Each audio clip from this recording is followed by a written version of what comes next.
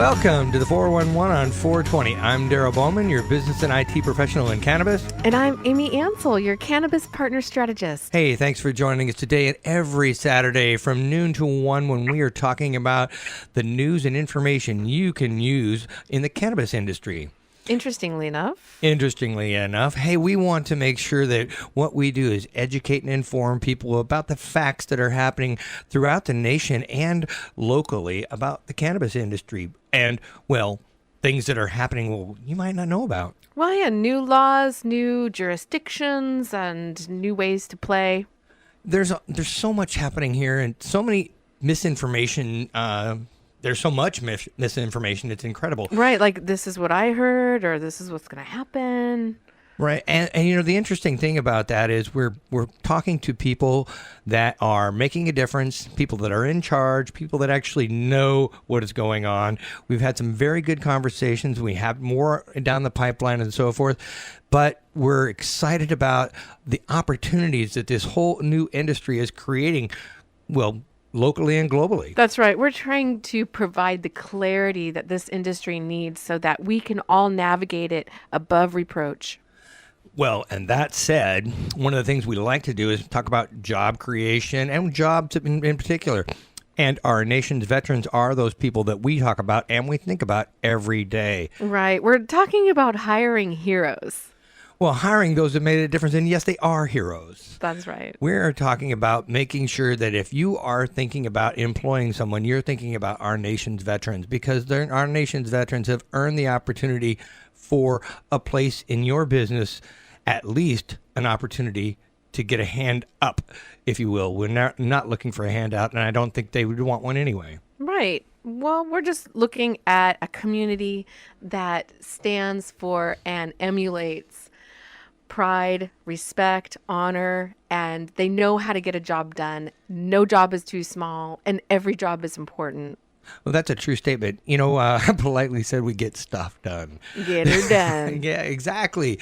And, you know, if you are thinking about, you know, a product or a service, there's also veteran-owned businesses out there that you can search on the Department of Veterans Affairs for the state of Washington. And I think there might be other places around the U.S. as well who have those lists of veteran-owned businesses where you can search through them and find out, well, I need my car repaired, I need some housework done, I need my house repaired, or plumbing, electrical, or computer services, whatever you may be looking for your business or your personal home opportunity. There is a veteran-owned business out there, which it should be considered. That's right. The energy that a veteran can pour into somebody's project or company is immeasurable.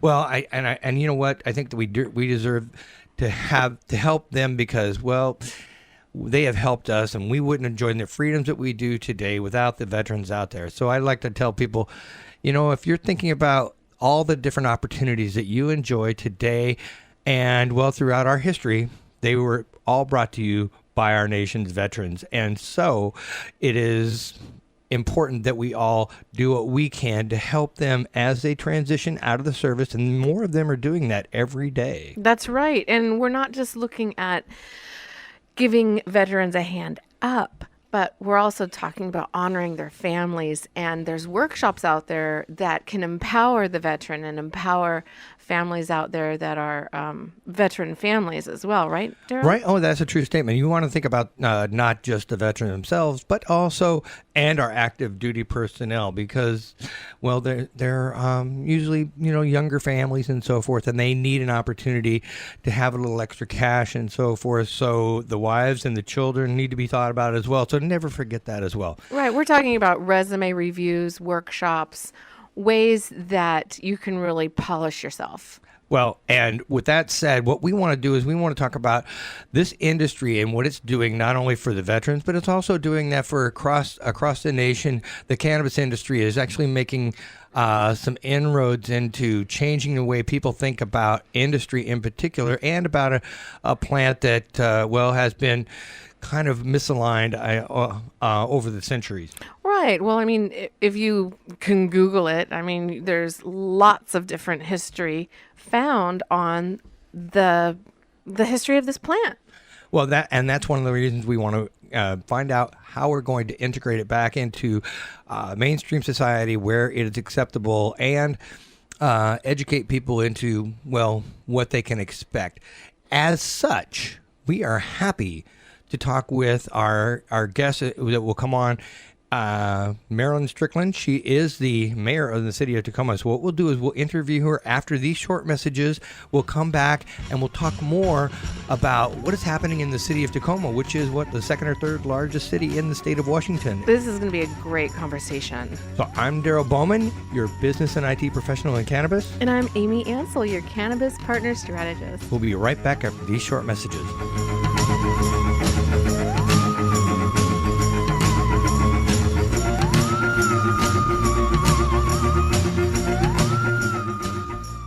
AimBiz.com brings you the life of a business website.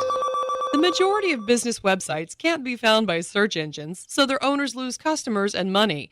An AIM business website wins new customers on Google and Facebook. Imagine your website with great content management, an integrated blog, clean designs, and clear messages. To top it off, at AimBiz.com, you get a free website design mock-up before you ever spend a dime. For more information, go to AimBiz.com. That's AIMBIZ.com.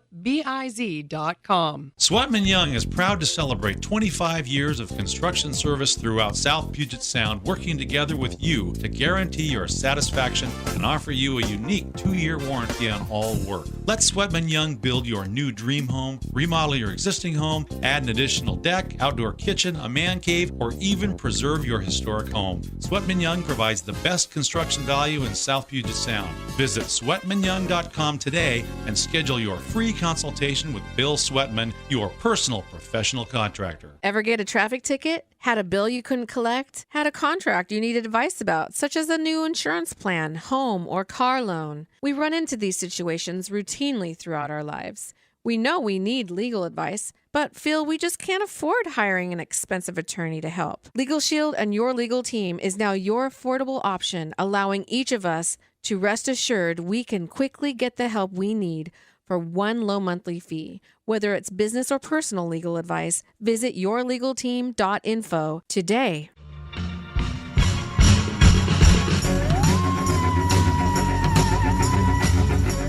Welcome back to the 411 on 420. I'm Daryl Bowman, your business and IT professional. And I'm Amy Ansel, your cannabis partner strategist. Hey, thanks for joining us today and every Saturday from noon to 1 as we talk about the 411 on the 420. We are talking about, well, how cannabis and the industry is changing throughout not only the state of Washington, but around the country and so forth. And today, we're talking with Marilyn Strickland. She is the mayor of Tacoma. Welcome, Marilyn. Thank you for joining us.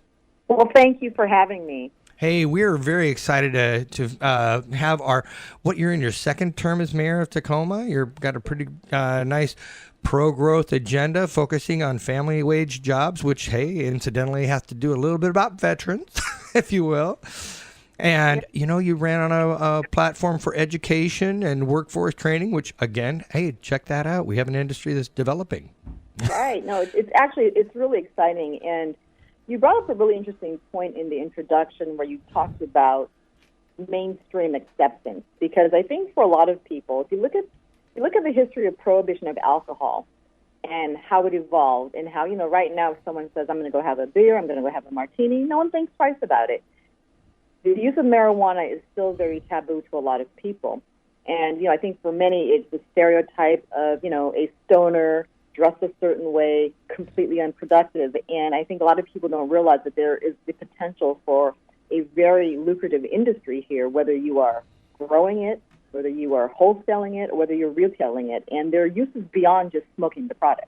Oh, that's a fact. I mean, not only that, but there's a lot of medicinal uses as well. And then, there are industrial uses. And we're thinking about, I think there's, 10,000 plus what we even know about today when it comes to industrial.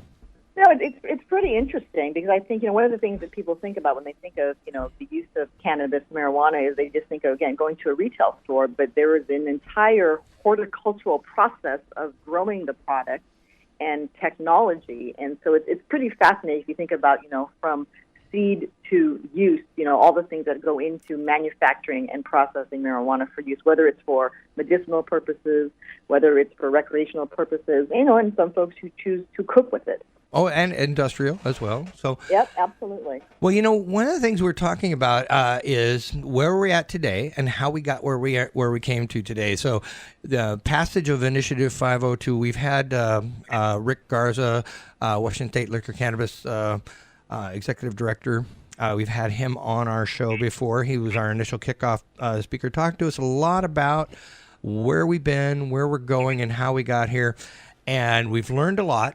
And as such, we've learned that there are a lot of changes, tweaking happening every day in this industry from a law perspective and from a rule perspective.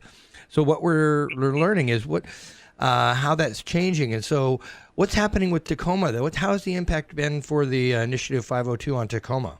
Well, Rick provided the history, but let's even go back. So back in 1996, the voters said, okay, we're okay with marijuana for medicinal uses. And then the voters in Tacoma, I believe in 2007 or 8, said that they wanted arrest for marijuana to be the lowest law enforcement priority, Proposition 1. And then 502 passes. And I think what's fascinating about all the passage of all of this, that is one of the few places where you have bipartisan agreement from people of all backgrounds and all political affiliations saying, look, let's find a way to regulate this, let's bring it out of the black market, and let's find a way to, make it safe, make it accessible, and recognize that this is a plant. That's encouraging. It is encouraging. We passed this with around a 56% acceptance rate. That's a pretty high number for any election. No, it is. And, what's cool about Washington State, we are just at the forefront of everything progressive in America, whether it is, marriage equality, legalizing marijuana, gun control. We are willing to do things that we think will better serve the people in this community. And I try to remind folks that the conversation about legalization is not just about a bunch of stoners getting high. I tell folks it's legal now. So if it's going to be legal, let's regulate it in a way where it is safe and accessible. And let's see if there are industries there. Because, when I visit some of the stores, the people who work there are professional, they are well-trained, and they make decent salaries. And so there is definitely an economic impact for managing this industry the right way. And I use emphasis on the right way because, unfortunately, there are people who have stores who don't have business licenses.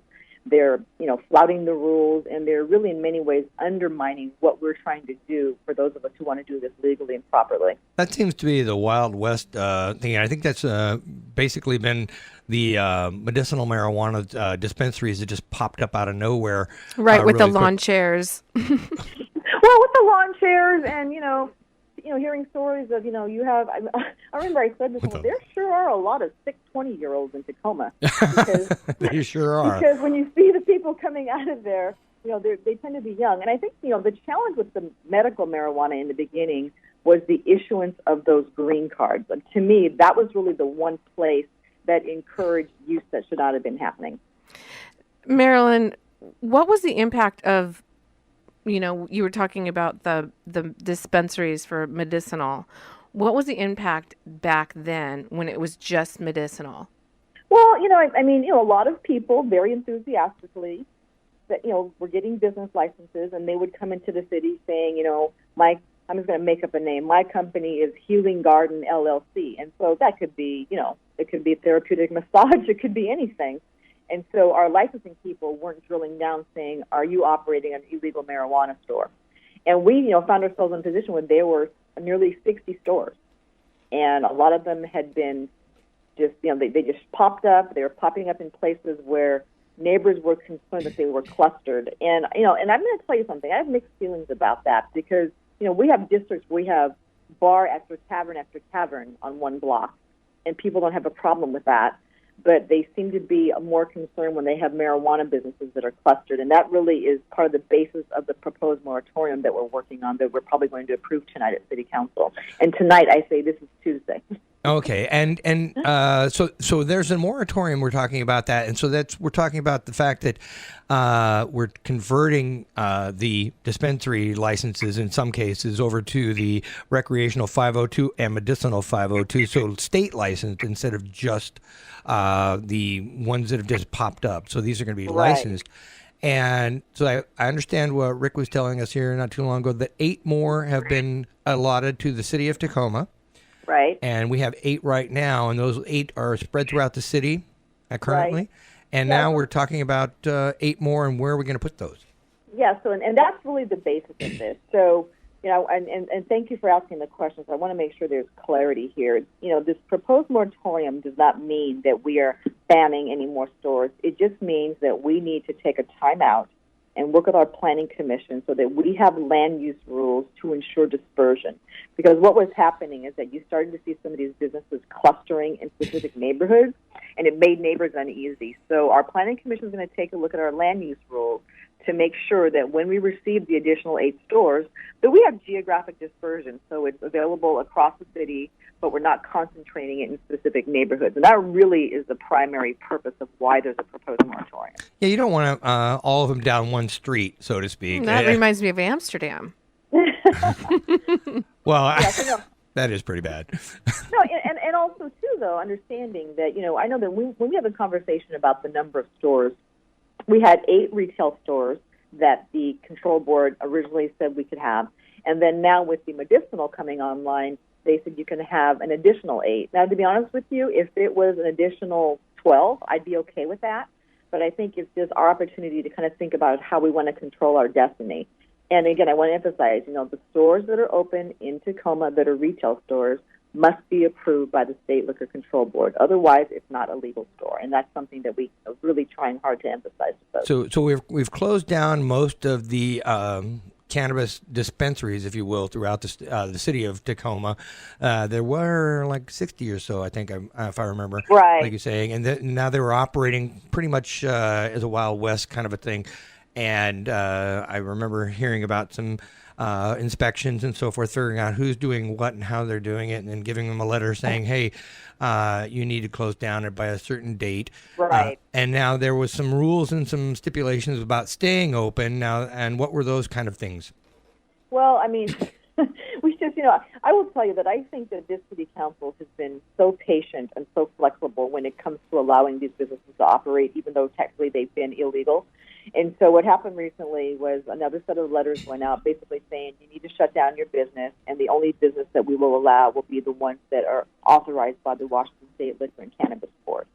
Realistically, there are probably some stores that are still out there. So as we go through this process, we just want to make sure that when the rulemaking takes place at the state level, it lines up with our land use code locally, and then we can correctly enforce and allow stores to open the way they were meant to open. Now, are we talking about July, August time frame for this moratorium to end?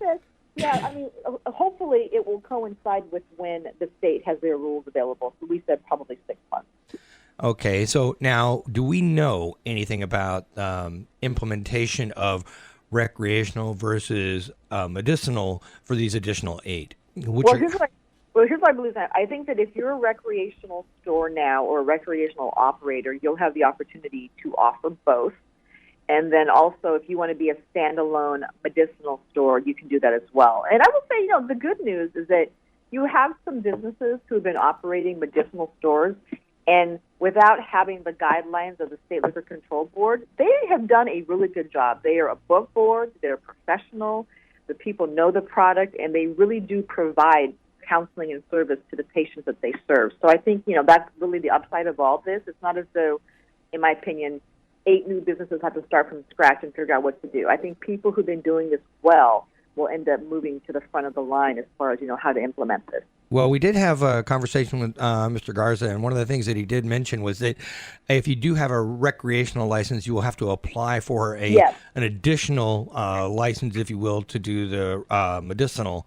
And then if you're a medicinal, all that 220 some odd stores that are being added to the state bevy, if you will, of licenses out there, not all of them are going to be medicinal. There's going to be an additional recreational as well for a number of 170 some odd that are going to be medicinal. So and those are going to be licensed based on, if I remember correctly, it was about history, compliance, taxes, and things like that, giving those individuals a leg up in the process. Does that make sense? Yep, absolutely. So, as I said, there are businesses who have pretty much been doing everything as though they've been abiding by state law. And in my opinion, if they have a customer base, if they're doing the right thing, if they are professional, they have the security measures in place, I think they should be able to move to the front of the line. I think that's fair. Well, that does make sense to me. And, it's interesting when you talk about job creation, doing the right thing and paying fair wages. I've actually met a few of these individuals that are actually forming unions. Yeah, no, it's really funny. When we talked about having these in Tacoma, I actually am very enthusiastic of having UFCW work to unionize some of these shops. Now, there are some private business owners who say, look, that's really up to my business, and I don't disagree with that. But I think that having the unionization brings another level of professionalism and standards to the business.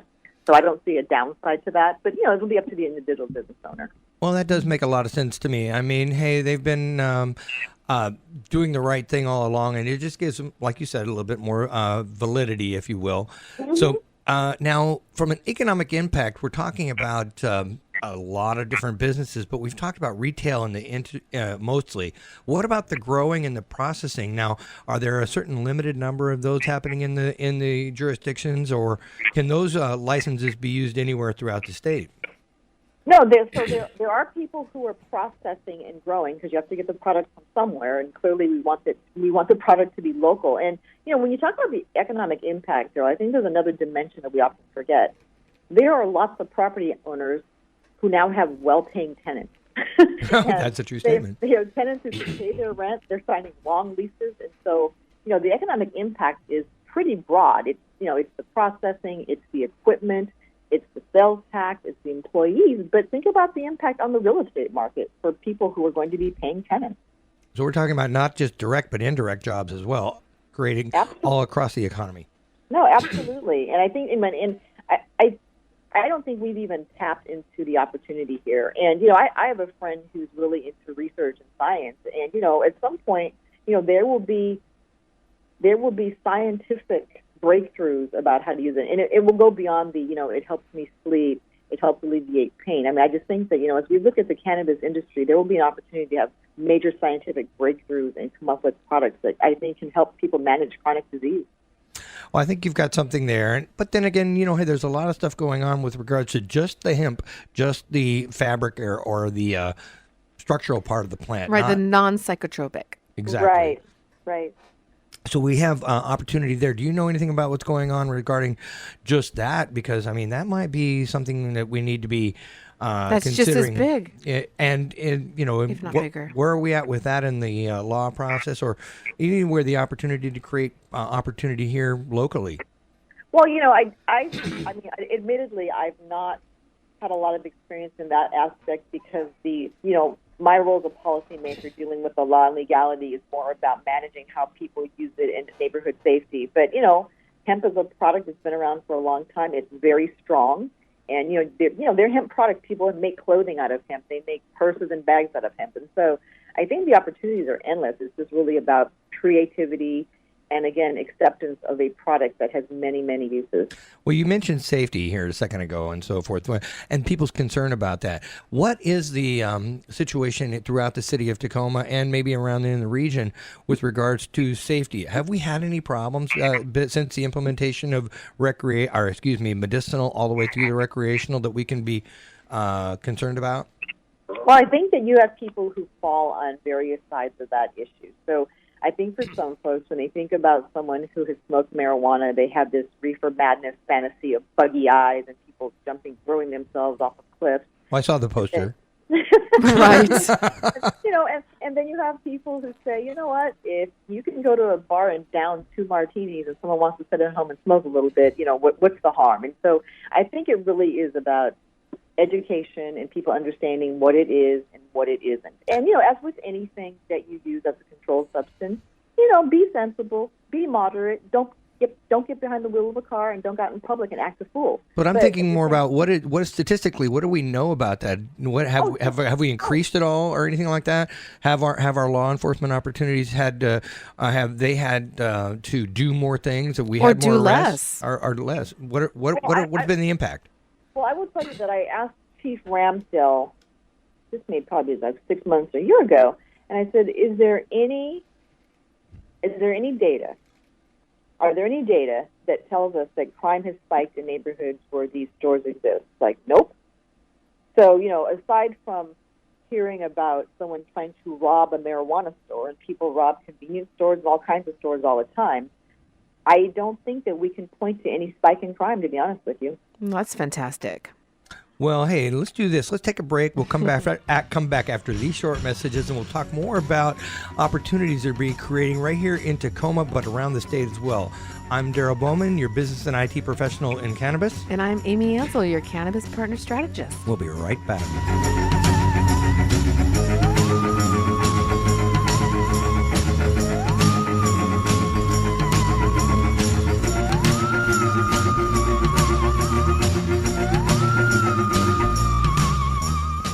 AimBiz.com brings you the life of a business website.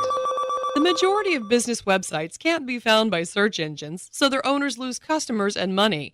An AIM business website wins new customers on Google and Facebook. Imagine your website with great content management, an integrated blog, clean designs, and clear messages. To top it off, at AimBiz.com, you get a free website design mock-up before you ever spend a dime. For more information, go to AimBiz.com. That's AIMBIZ.com.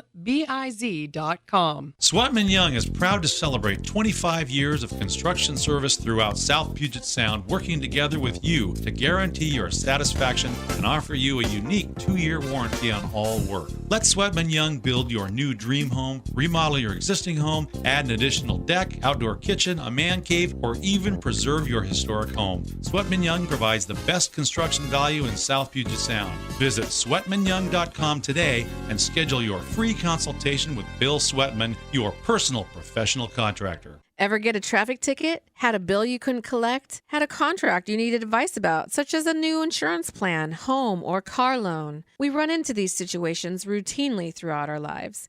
We know we need legal advice, but feel we just can't afford hiring an expensive attorney to help. Legal Shield and your legal team is now your affordable option, allowing each of us to rest assured we can quickly get the help we need for one low monthly fee. Whether it's business or personal legal advice, visit yourlegalteam.info today.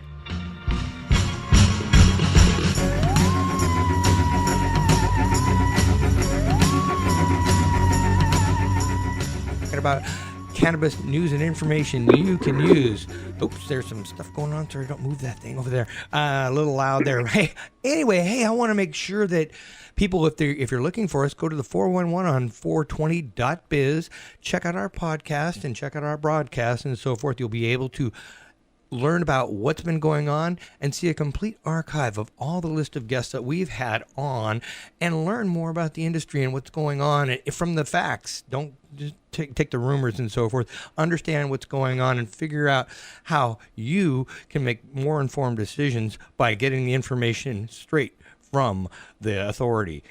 So anyway, what we want to do is we want to talk about, we're here with Marilyn Strickland. She is the mayor of the city of Tacoma, and we're talking about cannabis industry in Tacoma and how it is evolving throughout our history. And impacting. And Marilyn, we talked about early on in this about education and the opportunities. Now, one of the conversations that we've had from off air with other individuals is education. And you mentioned that briefly, and I know that you ran on an education platform when you started as mayor and so forth. And we have a great abundance of universities and community and technical colleges around. There is a huge opportunity for certification, growing, and seems to align itself with the viticulture market. Do you see any opportunity for us to, maybe lead the way here, locally speaking? Well, I don't realistically see public institutions taking on this topic. However, there are private institutions who may be willing to have that conversation. And I will say, when we talk about education, that could be, in high school, college, even, technical colleges. So I think it depends on how you frame it. There's the science of cannabis and growing it and what it does to you and how can it affect you, both positive and negative, depending on whether or not you're managing pain. And then there are the business opportunities as far as, how you grow it, how do you market it, what goes on with the, soup to nuts of getting a product to market and how you do it the right way and how you follow the rules. And so are there education opportunities? There are always opportunities to educate people about topics, especially something like this, which is still relatively new for us. I mean, we are still trying to figure this out as we go along. And, it's going to take a while before, I think, number one, people feel comfortable with it being considered mainstream the way we consider alcohol. And then number two, just, having enough critical mass of people who see this as viable businesses and looking at the different opportunities. So we are still very much in our infancy as an industry when it comes to cannabis, but there's so much potential out there. And the question really is, who's going to be bold enough to leverage this and really do something spectacular? I see that we're actually aligning it a lot like the wine industry, if you will. Mm-hmm. The wine industry came on with in a big storm here in the state of Washington, and we are on the same latitude as France, so that kind of helped out. But given that, there's a whole, again, it's alcohol related, there is a whole culture and educational process and so forth that's going on in the public universities. And as we grow this, no pun intended, this opportunity, there is a distinct reality that we're going to need certified professionals with regards to those medicinal individuals that are consulting at state-run facilities, because I understand that in order to provide medicinal marijuana, you're going to need to be certified to be able to do that. Yeah. Because all of a sudden you're counseling somebody, and how do we set those standards and where do they come from? And how do you know that the person behind that counter is actually giving you advice that is relevant? Are they certified? And it's relevant to whatever your need is from a medicinal standpoint. Right. No, and again, it's very new. So if we say you're certified, what does that even mean? Certified by Exactly. Is there a national organization? Is it tied to government? Is it an NGO? And so again, this being very new, but look at Washington State and Colorado. Really, the two leaders nationally who've been doing this probably longer than any other states have. And I think in Colorado things got a little out of control for a while. I know that in California, for example, they were shutting down, the medical stores because they were just everywhere in Southern California. So every state's had a bit of a different experience. And, the voters of California have not voted yes on this, but the voters in Washington State and Colorado have. So I think that people will be looking to our two states to, again, figure out how do you do this safely, how do you provide access, and how do people play by the rules that we require of all businesses. And, in some cases, because this is so new to people, and I think because, it falls under the Controlled Substance Act, people are still going to be a bit reticent to talk about it. I don't know how many elected officials you're going to get on your show who are going to have an open conversation with you about marijuana. So far, we're having nothing but elected officials, so it's working really good. I'm glad to hear that, because I think that, the voters said yes, and we have a responsibility to do this the right way. And I think there's a great opportunity for Washington State and for some of the local cities that have said we're going to respect the will of the voters, and we're going to find a way to do this, because there are some, surrounding communities who said no to this. I think it's really interesting about the whole science of cannabis. I've been following this for probably 16, 17, 18 years now, and there is a lot of information out there. And so as we evolve, I would love to see the science be aggregated. Just on Facebook, I saw a nursing alliance where they are focused on endocannabinoids. And, wow. People don't even know they have an endocannabinoid system. Right. So, understanding more about how cannabinoids interact with our bodies and all that, it will be fascinating to see how that all gets aggregated and how people are able to be educated in regards to the standard of science for cannabis. Well, and some of the folks who are the most enthusiastic about cannabis for medicinal purposes are people who are healthcare professionals. So where do you see that going in regards to the leader who will be aggregating that science? Does it come from the public, the private? I think it will come from someone who has worked in the healthcare industry, and they will see the opportunity to do more work, and you will hear about breakthroughs. You will hear names of products that become nationally recognized, and I think that's really how it's going to start. But again, it's still, people still think of this as a renegade fringe product, and that will start to change over time. And one of the things that was so interesting to me was when we first talked about trying to manage and ban the medical stores. I received so many phone calls from people in the community, and these are some folks who are prominent, who kind of like, well, I don't tell anyone this, but I use this to help me manage this pain. And so the cross section of people who use the product, I think some folks will be really surprised. That's an interesting question and so forth, our statement, because there are a huge cross-section of people, and it's a global perspective, by the way. And it's kind of hidden under there's a stigmatism to cannabis use and so forth currently, and we're trying to educate people into understanding it's not, it shouldn't be stigmatized, and we should think about what we're doing to mainstream that, which, interestingly enough, has a pro and a con in there, because we still have the activists going out there going, woohoo, let's get stoned. We got the guys going, well, there's we need to put this on a more level playing field and get respect and so forth for what we're doing. So it's kind of, we're playing both ends against the middle, so to speak. Well, you also have the baby boomers that are just now opening their mind and considering as they go into their golden years with, ailments and chronic issues. Aches and pains we're talking about. Right. So that education is going to be pivotal. Yeah, I mean, chronic disease where people have no appetite. I mean, there's so many different uses for this from a medicinal standpoint, and I think we haven't even we haven't really even tapped into what's possible. I think the other thing I will say too, though, there are communities around Tacoma who have banned marijuana stores, period. And I think part of it is just not understanding what it is and what the opportunity is, but also not respecting the will of the voters.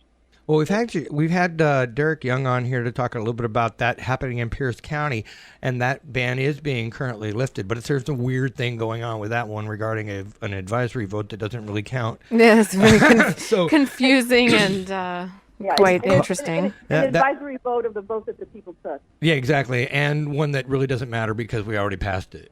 Yeah. So okay. Yeah, that was an interesting conversation. But hey, he's trying to do the right thing, and we do appreciate what they're doing and so forth, and it's moving forward. But one of the other things that we haven't really touched on, two different topics and so forth, is tourism. We haven't talked about that. Now, what is going on? I mean, the typical, I toured a grow operation or whatever. But what about what kind of other tourism is happening out there? Do you know? Well, I mean, the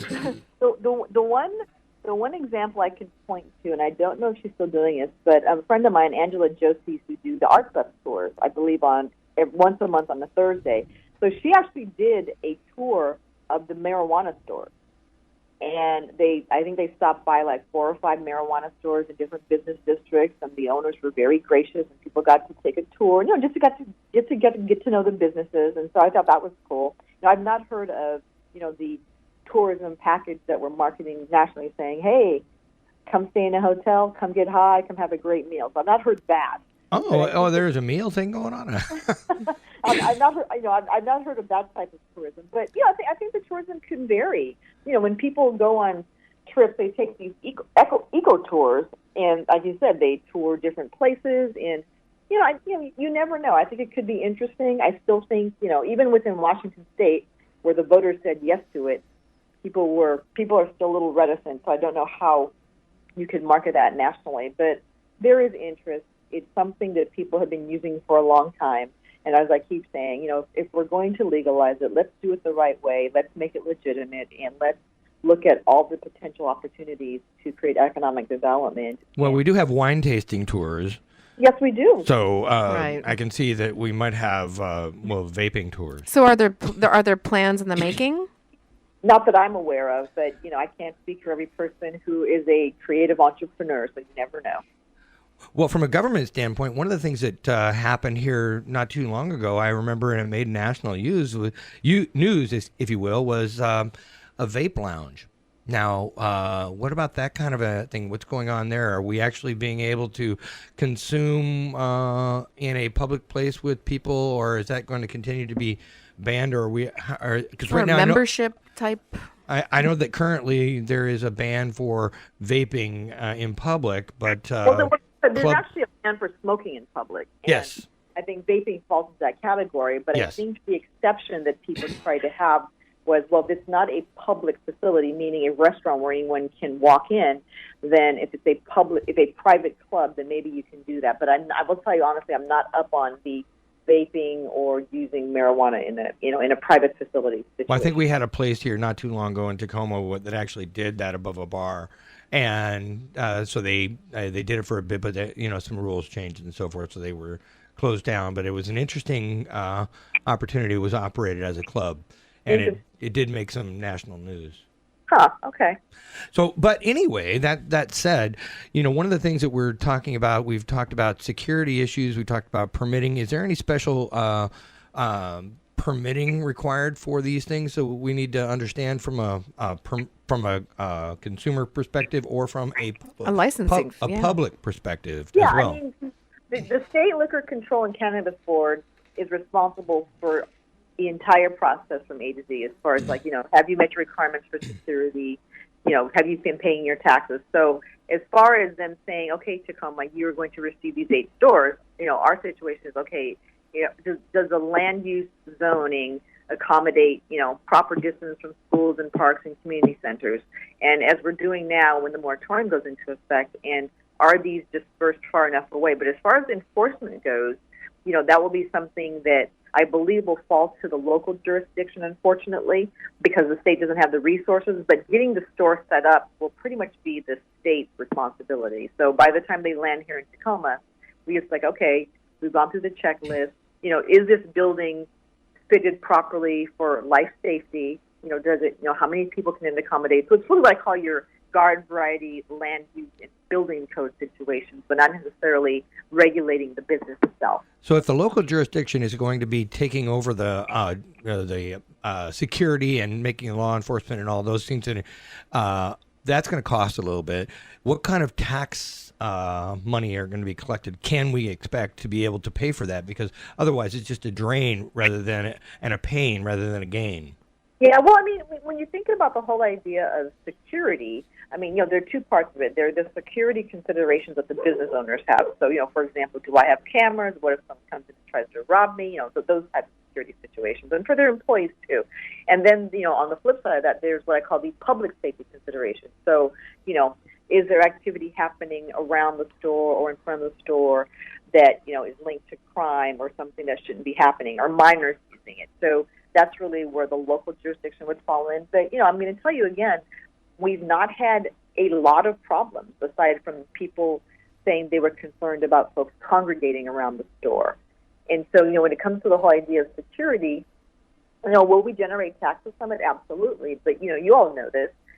We can't have taxes on these businesses that are so high that it drives up the cost of the product, and people would rather go underground in black market to get it. Well, I believe the prices have gone down significantly since the implementation and so forth. So we're down to almost black market prices in the retail stores. Right, and there was a move made in the state legislature where they dramatically decreased one of the taxes. I don't know which one exactly, Daryl. And so they did do that because, again, they were finding that people were still turning to the black market. And so, again, the goal here is to make sure that people can walk into a store, pay a price that isn't going to be so cost prohibitive that people turn to the black market instead. Well, the other part about the concern with people is from the conversations that I've had, are they going to be on camera, or is their name going to be taken? Are they in the system for being users? And they don't want to be in the system, so to speak. Well, but think about that, because what that speaks to is a taboo. Because if I go to Safeway and I buy a bottle of wine and some food, and I use my Safeway Club card and I swipe my credit card or my ATM card to pay for it, they know exactly what I bought. Exactly. You get a coupon in the mail a week later saying, hey, you bought this. And so it's interesting about the privacy issues, and I think it comes back to the whole idea it's still taboo. I guarantee you that there are people who go to the stores right now and they will pay cash only because they don't want a credit card company to have a record of a purchase. And so again, it's the whole sociology and social acceptance of it's legal, it's okay to buy it, and if you buy anything with a credit card, they know what you bought. Well, hey, we do appreciate you taking the time to talk to us about this and so forth. But this is your second term and so forth. What are the political plans for Mayor Strickland in the future? Well, I'm like any good political office holder, I'm going to tell you that I'm going to focus on making the last 2 years of my term the best ever. But also, too, just keeping an open mind to what's possible. I may return to the private sector. I may work for a nonprofit organization, and we'll see what's available in government. But I think, as with any, with any career management, you just have to be ready for opportunities as they come. Are you applying for a license for 502? No. You could be a good grower. You know what's really funny? It's like you have to have a lot of capital outlay to do something like that. That is a true statement. By the way, that is an interesting comment that you just made right there, because a lot of people are putting out some serious capital outlay and then finding out that there's a ban or a moratorium, and that's kind of problematic because they had an expectation and then bam, now that money is sitting there dormant and they're losing cash because opportunity cost is going away on them. And how do we reconcile that? Because I know there's some lawsuits going on from some businesses to other jurisdictions for doing just that. Yeah, well, I mean, I tell folks, as with any situation, if you're going to open a business, find out what the rules are first before you take that plunge. Because, when people open businesses, they will invest their life savings and they will put themselves into debt personally to do that. And so my only advice is find out what the rules are first before you take that leap. So what happens when the rules change in the middle of the game? Well, first of all, I think that some people assume that there were rules that didn't exist. And as you said earlier, it's about education. That's a fact.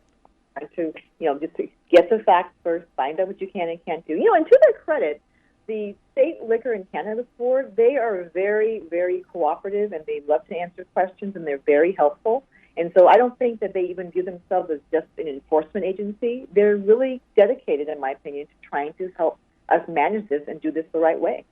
Well, they have been. As a matter of fact, Rick Garza was extremely informative, dispelling a number of rumors that I had heard over the course of just interviewing different retail shops, growing shops, and so forth, and dispensaries. As we prepared to put this show together, we met with literally dozens and dozens of individuals and been to many, many events, and kind of immersed ourselves in understanding more about where the industry is. And we are finding that there is an abundance of people that really get the fact that, yes, they may be on the outskirts right now, but they are going towards the mainstream. And the interesting part about that is these people are professionals in a very big way. And it's not loaded down with the quote-unquote activist stoner crowd, because that crowd usually can't afford to start a business with regard. Right.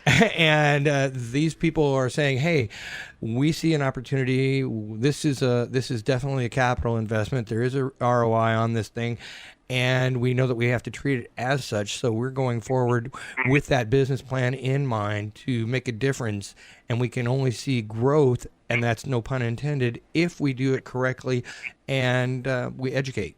I'm extremely proud and impressed with all the logos and brands and how pure and beautiful these products are coming out. What do you think about that?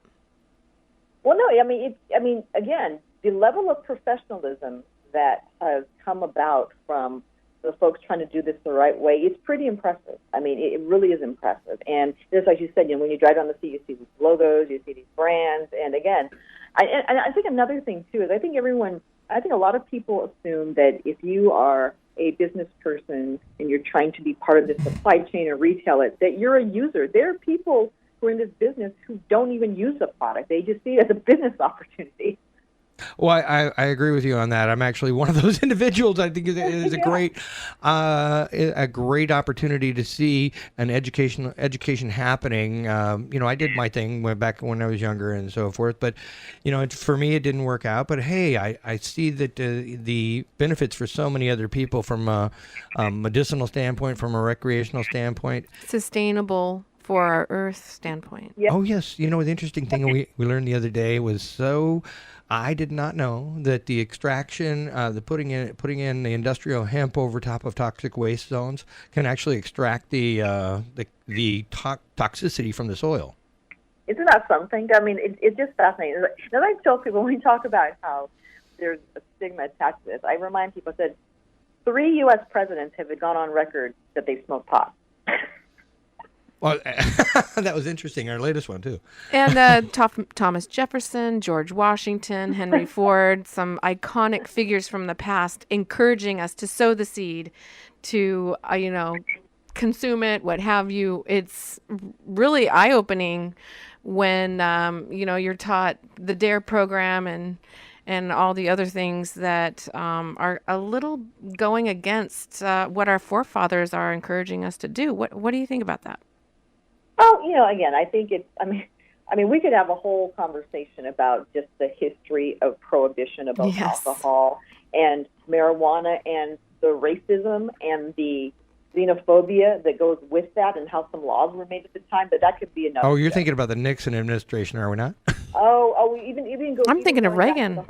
Even going back to the Harlem Renaissance period. I mean, the history is pretty fascinating. And, and I say this, I said, I'm not here to promote pot use and tell people, go out and get high or encourage kids to do it. But let's have an adult conversation about what it is, what it isn't, and how we do this the right way and how we take advantage of the economic opportunity. It's interesting. I appreciate the statesmanship in that comment exactly, because that is what we need more of in our political arena right now. We have too much bipartisan bickering and so forth with not enough statesmanship and an ability to have an adult conversation with an agreeable way to agree or disagree and be, not disagreeable about it.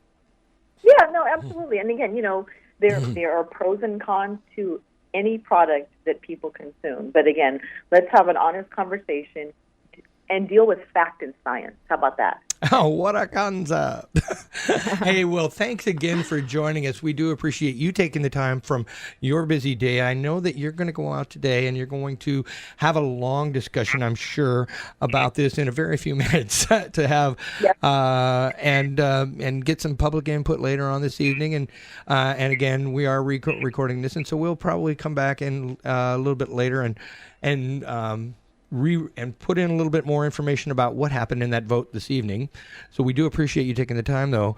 Thanks for joining us today, Marilyn. All right. Well, thank you very much for having me. It was great to be on your show. Okay. And I'm Daryl Bowman, your business and IT professional in cannabis. And I'm Amy Ansel, your cannabis partner strategist. We'll be right back after these short messages.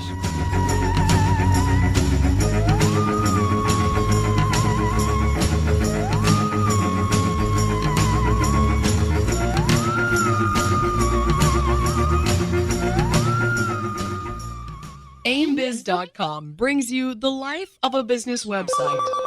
The majority of business websites can't be found by search engines, so their owners lose customers and money. An AIM Business website wins new customers on Google and Facebook. Imagine your website with great content management, an integrated blog, clean designs, and clear messages. To top it off, at AimBiz.com, you get a free website design mock-up before you ever spend a dime. For more information, go to AimBiz.com. That's AIMBIZ.com.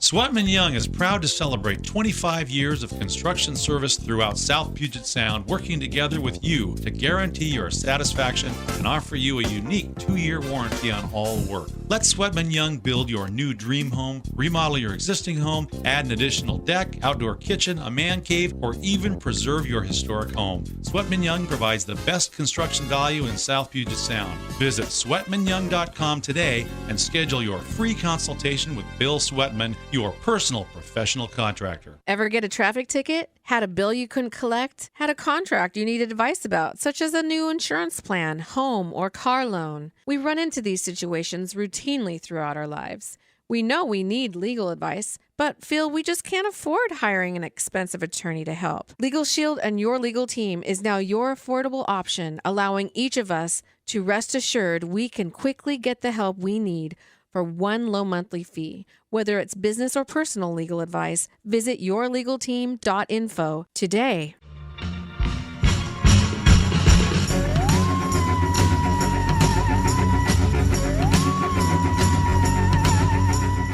AimBiz.com brings you the life of a business website. The majority of business websites can't be found by search engines, so their owners lose customers and money.